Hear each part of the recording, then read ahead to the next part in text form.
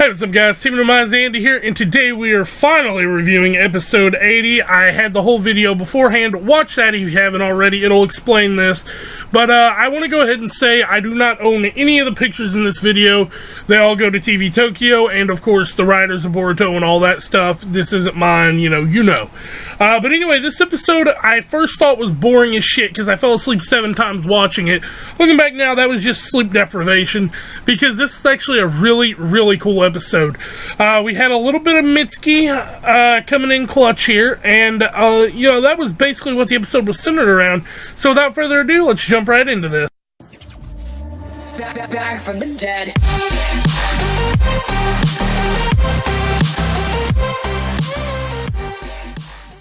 We start off this episode with a full backstory of what actually happened back at the Leaf when Mitsuki went with them.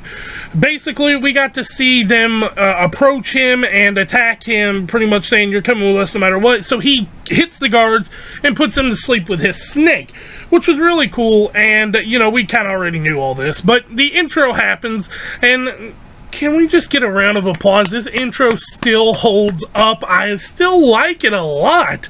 Then we cut over to Seki, Kokyu, and Mitsuki, who they're just talking, and, everything seems to be going good. Start of the episode, and then we get the fact that Seki is pretty much falling apart, and it's not a good sign. But, we cut straight out of that and go to the Tsuchikage here.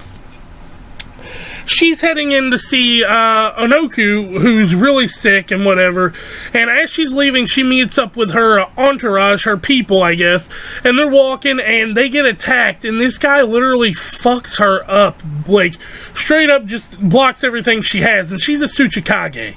Now, after that, we cut back over to Seki and Mitsuki, which Kokyo had left. He went to go get help, and they're just talking. They're having this really cool talk, and I really did enjoy this a lot.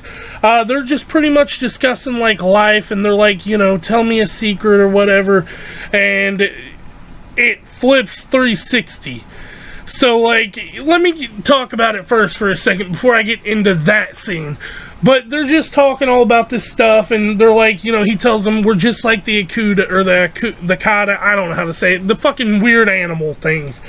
And he says, except for we can talk and think and stuff, and they start talking about Boruto and friendship and what humans are, and they even talk about Chocho, which sparks up more Chocho-Mitsuki shipping thing going on there. But after that, he's just like, tell me a secret. Tell me a secret right now, and then that's when it happens. Old dude flips 360 out of control and admits to Mitsuki that he knew that what happened the whole time, how Mitsuki didn't kill the guard and let the snake out, and pretty much we get this thing, and Mitsuki, he ends up being nice and carries him back, and then he meets up with those guys, and they're just like, well, we can't trust you, and it's just so happened that this happened to him now. You probably did something, even though Mitsuki literally just carried this guy to them to save his life. So I don't know what the fuck they're thinking, but they're about to fight him and take him in not custody. They're going to take him in without his will, and that's when Seki steps up, and he's like, no, he's fine. Trust me, please, listen. And, so it's just like, fine, whatever, okay. But then we cut over to a scene that really pisses me off, so let's talk about that for a second.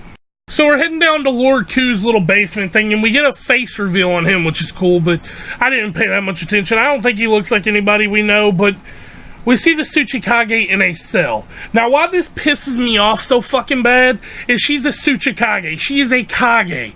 Kage level. And she's getting captured by this guy. If Boruto or somebody ends up beating this dude, I'm done with this series. I promise you I'm done. Even though he beat Momoshiki, I get it. If he doesn't have some sort of fucking help or some tomfoolery goes on, if he straight up beats this dude in a fight, Lord Ku, I'm gonna be pissed. Because if the Tsuchikage couldn't beat him with her 4, head people, let's say if Naruto walked up with Shikadai, Sai, and Sasuke, and they all just got fucked up beyond belief, and then Boruto beat the character, that's grounds for ending this series. Because this shouldn't happen to a Kage. And what really irks me is that she got captured. Like, if she would have just, fought and then been done, I'd have been like, okay, whatever. But she got her ass beat. So, give or take. I hope this doesn't turn out to be like that, though, because I really do like this series, and yeah, let's just move on here. The end scene was pretty much just Boruto lying on the ground, and then they cut over to the end. So, I don't know. I hope this doesn't turn out like that. But if you like this video, or you like what I'm trying to do here on this channel, don't forget to like, comment, subscribe, and I'll catch you guys next time. Peace out.